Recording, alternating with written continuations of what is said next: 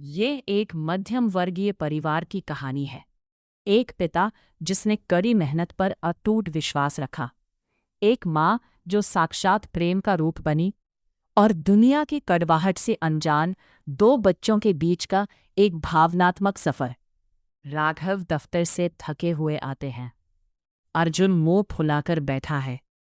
पापा, स्कूल में सबके पास नई गियर वाली साइकिल है। क्या मुझे हमेशा इसी पुरानी कबाड़ पर जाना होगा? अर्जुन, इस महीने काव्या की स्कूल फीस भरनी है बेटा। अगले महीने पक्का देखेंगे। अर्जुन, आते ही पापा को परेशान मत करो, उन्हें चैन की सांस तो लेने दो। भैया, पापा की कमीज देखो, कितनी जगह से फटी है। उन्हें अपने लिए कुछ खरीदे कितने साल हो गए, पता है?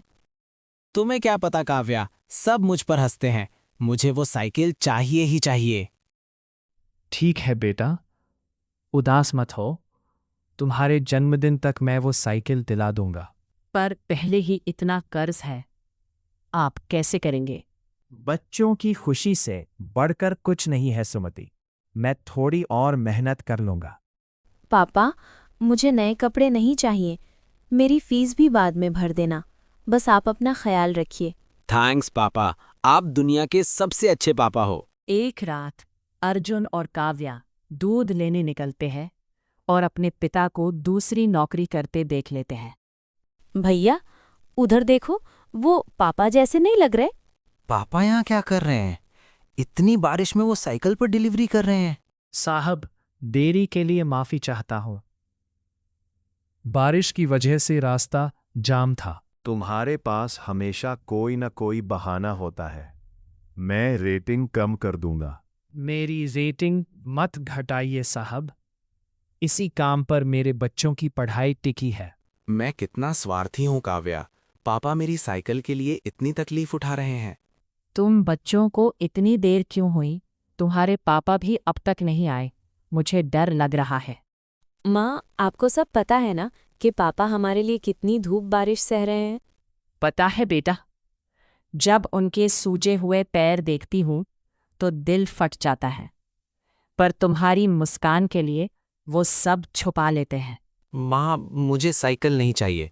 पापा को अभी घर बुला लो। राघव भीगे हुए घर लौटते हैं। बच्चे रोते हुए उनका इंतजार कर रहे हैं। अर्जुन, ये देखो, तुम्हारी साइकिल के लिए पैसे जोड़ लिए हैं। नहीं पापा, मुझे साइकिल नहीं चाहिए। मुझे आप चाहिए। आपकी सेहत चाहिए। क्या हुआ बेटा, तुम रो क्यों रहे हो? हमने सब देख लिया पापा। वो बारिश, वो ठंड और लोगों की वो बातें। देखा आपने, बच्चे बड़े हो गए हैं। उन्होंने आपके त्याग को समझ लिया है। बच्चों, मेहनत कभी बोझ नहीं लगती जब मुझे पता होता है कि पीछे तुम सब खड़े हो। अब तक मैं सिर्फ ये देखता था कि आप मुझे क्या दे सकते हैं। अब से मैं देखूंगा कि मैं आपके लिए क्या कर सकता हूँ। पापा, कल से आप उस काम पर नहीं जाएंगे। मैं और माँ घर के खर्चों में बचत करेंगे। चलिए, अब सब साथ मिलकर खाना खाते हैं। आज हमने पैसे नहीं, एक दूसरे का मन जीता है। मुझे और क्या दौलत चाहिए? मेरा परिवार ही मेरी सबसे बड़ी ताकत है। घर के बाहर अगली सुबह सूरज की किरणें चमक रही हैं और माहौल में शांति और सम्मान है। पापा, आज मैं आपको दफ्तर छोड़ने चलता हूँ। आपकी ये पुरानी साइकिल मेरे लिए किसी भी नई कार से ज्यादा कीमती है। नहीं बेटा, तुम अपनी पढ़ाई पर ध्यान दो। तुम्हारी कामयाबी ही मेरे लिए सबसे बड़ा तोहफा है। पापा, आज मैंने आपकी पसंद का खाना पैक किया है। पूरा खाइएगा और आराम करना मत भूलिएगा। देखिए राघव, आज हमारा घर कितना खुशहाल लग रहा है।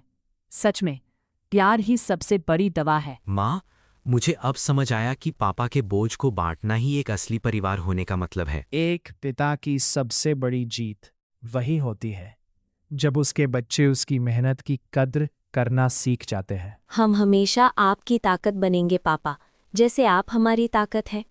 आज शाम जल्दी घर आ जाइएगा। कोई एक्स्ट्रा काम नहीं, बस हम सब होंगे, चाय होगी और ढेर सारी बातें।